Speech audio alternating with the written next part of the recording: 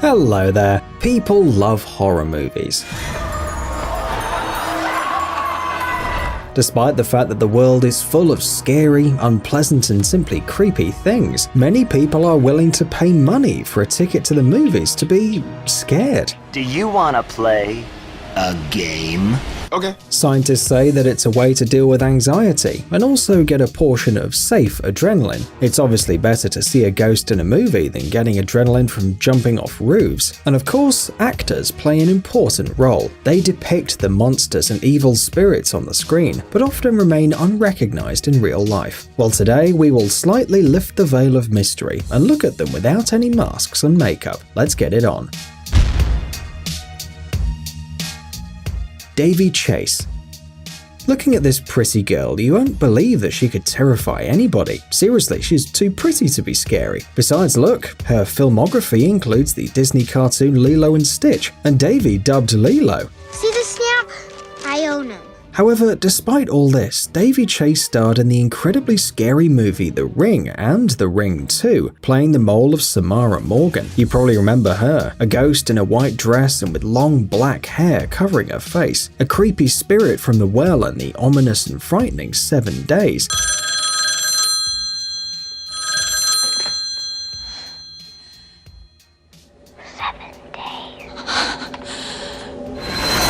And in between these films, which gave many people a fear of wells, little girls and videotapes, Davy actually voiced a cheerful Disney character. What a weird acting career. Today, the girl is 28 years old and she continues to act in movies. Bonnie Aarons. Remember the frightening nun, the demon Valak from The Conjuring 2, who made goosebumps run down the back of every viewer?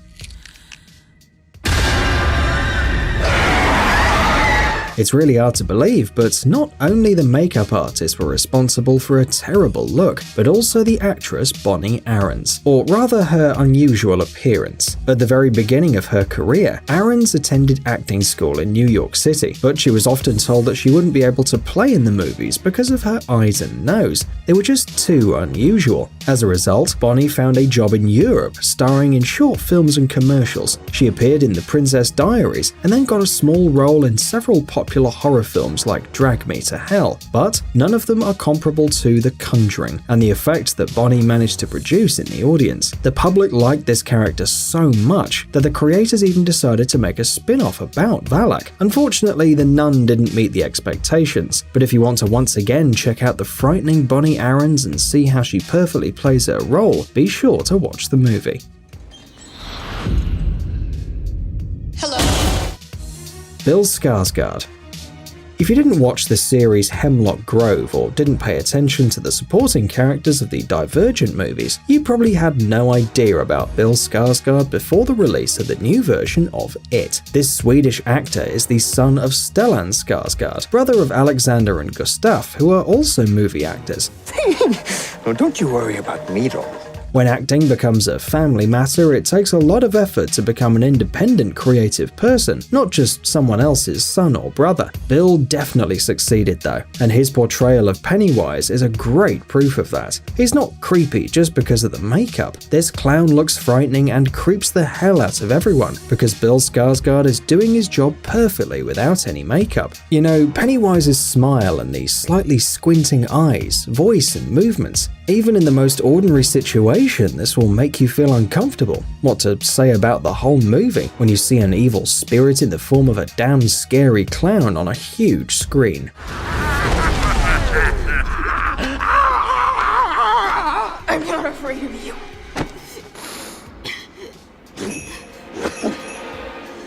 You will be. Robert Englund. Freddy Krueger saying, ciao! Freddy Krueger is probably the most famous horror movie character. Many critics consider him a cult movie character, and we know that many viewers couldn't sleep at night because of him.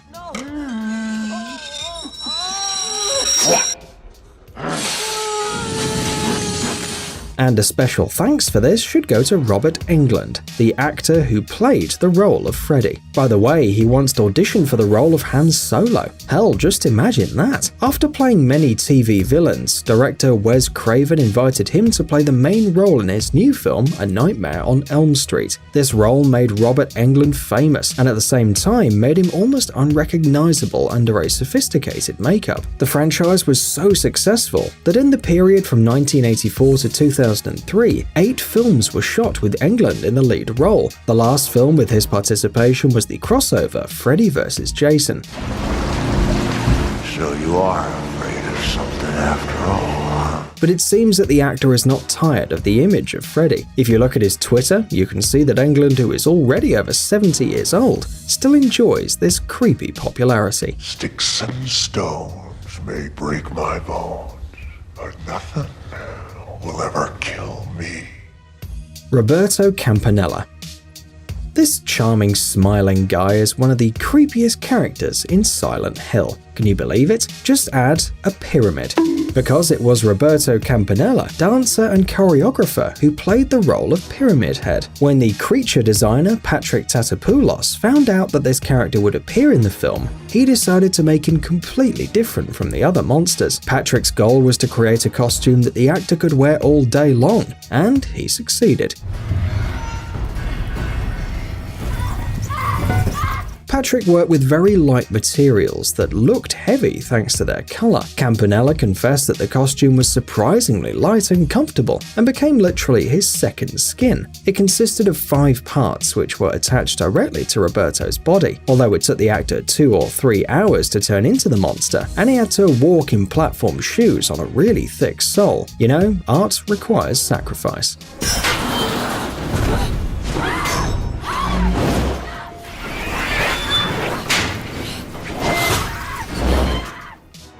Gunnar Hansen.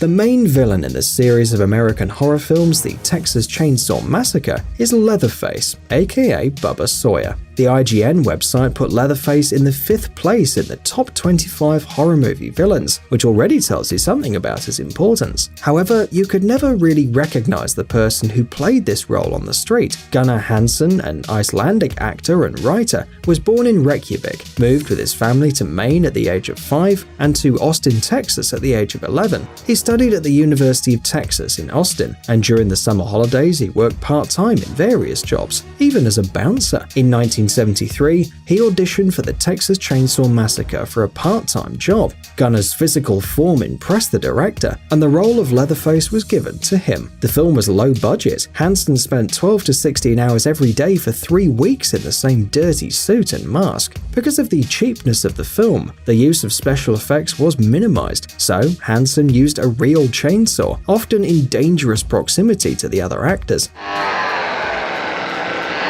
Although the film was a hit, the film crew and actors did not make much money.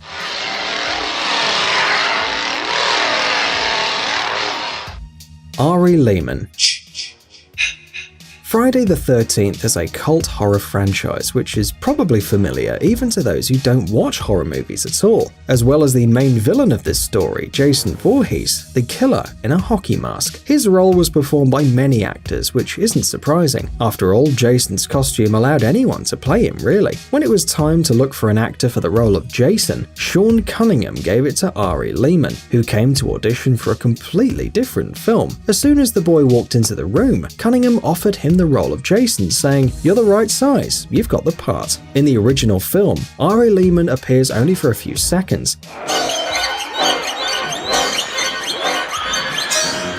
In other films, Jason was portrayed by Tim Merkovich, Jason Takes Manhattan, and Ken Kurtzinger in Freddy vs. Jason. However, the main performers of the role were stuntmen. Jason needed excellent physical training, not acting skills. The most famous stuntman who tried on the hockey mask is Kane Hodder. Man, what are you doing?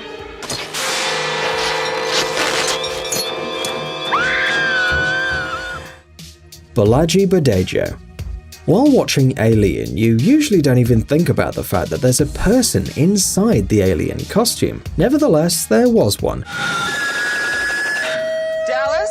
Bolaji Badejo, a native of the Maasai people, studied in London to be a graphic artist and traveled a lot. When he visited the United States, Peter Archer, Ridley Scott's agent, noticed him in a pub and invited him to the audition. Bolaji's height, according to various data, reached from 208 to 218 centimeters. In addition, the guy had long, thin arms and legs. That's what you need for a horror movie. His figure fit perfectly. Scott wanted no one to notice that inside the costume of the alien was a man. Thanks to his extraordinary height and thinness, Bolaji Badejo in the suit looked like a creature, a cosmic parasite, but not a human being. To enhance the effect during the preparation for shooting, Bolaji took lessons of Tai Chi, learned the sliding movements and habits of the praying mantis. After filming, the guy went home to Nigeria, where he opened his own art gallery and started a family. Unfortunately though, an hereditary disease did not allow Bolaji to live a long life, and he died at the age of 39.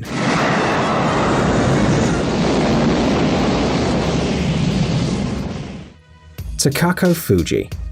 Do you know this name? What about Kayako Saeki? Yes, the creepy long-haired girl, vengeful spirit and one of the most popular horror movie characters. In all films up to The Grudge 2, she's portrayed by famous actress and voiceover artist Takako Fuji. Takako was born on July 27, 1972 in Tokyo. She started her career by joining the Ein Theatrical Company when she studied acting at Aoyama Gakuin University. Takako mostly played on stage and she was a voiceover artist, a seiyuu in Japanese. Takako Fuji's debut in film took place in 1997 with the dubbing of one of the characters in the anime movie Princess Mononoke. By the way, this film by famous director Hayao Miyazaki almost became the most popular box office film in the history of Japan. However, Mononoke lost to Titanic after all. But real fame came to Takako Fuji after the release of the first film, Ju-On: The Grudge, by Takashi Shimizu. Well, thank you Takako for your work and our nightmares.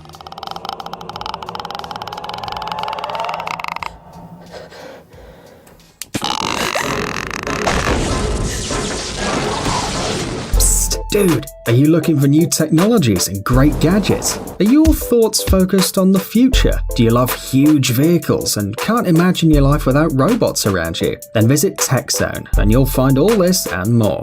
The link is in the description. You interested? Great.